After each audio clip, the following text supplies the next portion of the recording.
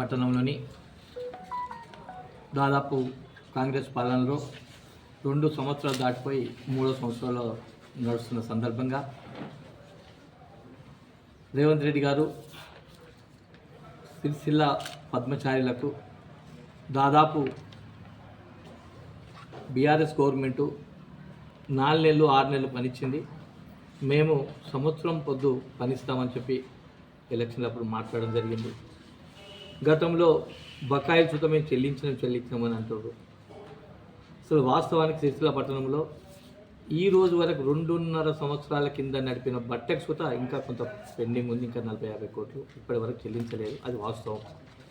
అంతేకాకుండా ఒక మంచి ఉద్దేశంతో పెద్దలు కేసీఆర్ గారు, మన స్థానిక మంత్రివర్యులు కేటీఆర్ గారు గతంలో సిరిసిల్ల కార్మికులను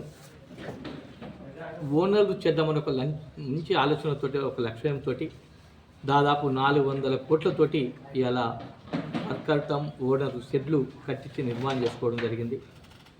దాదాపు కార్మికులకు చేస్తా అన్న ఈ కాంగ్రెస్ గవర్నమెంటు 2 సంవత్సరాలు దాటిపోయినా కానీ అందులో మన కేటీఆర్ గారు స్థానిక శాసనసభ్యులు మన పోయి చూడడం జరిగింది. అనేక చెట్లు మొలిచి అన్యాకాంతంగా మారినట్టు స్వయంగా చూడడం జరిగింది.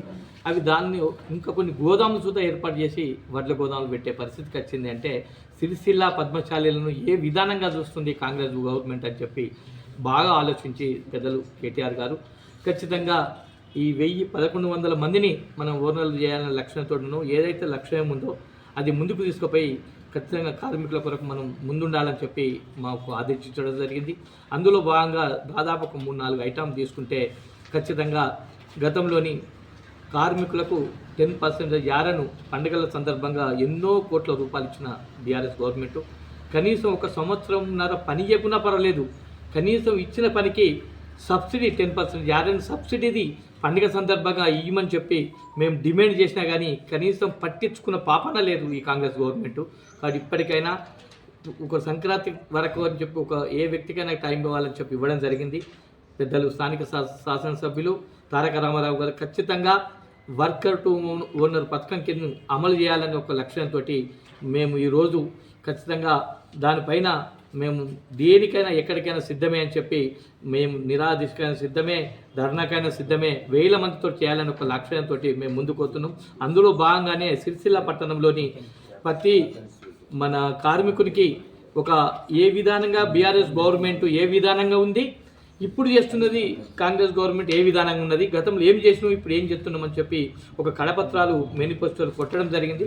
అది ఈరోజు మా జిల్లా అధ్యక్షుని సమక్షంలో, రాష్ట్ర కార్యదర్శి ప్రవీణ్ సమక్షంలో, మరి కార్మిక విభాగం మన అధ్యక్షుడు వెంకట శ్రీనివాసు, మరి మా సెక్రటరీ ఉపాధ్యక్షులు, మా పార్టీ మాజీ కౌన్సిలర్లు, మరి పార్టీ నాయకత్వం అంతా దీనిపైన ఖచ్చితంగా పోరాడి 1100 మందిని ఇలా ఒక కార్మికులను ఓనర్గా మార్చే లక్ష్యంతో మా కేటీఆర్ గారు ముందుకు వస్తుండ్రు.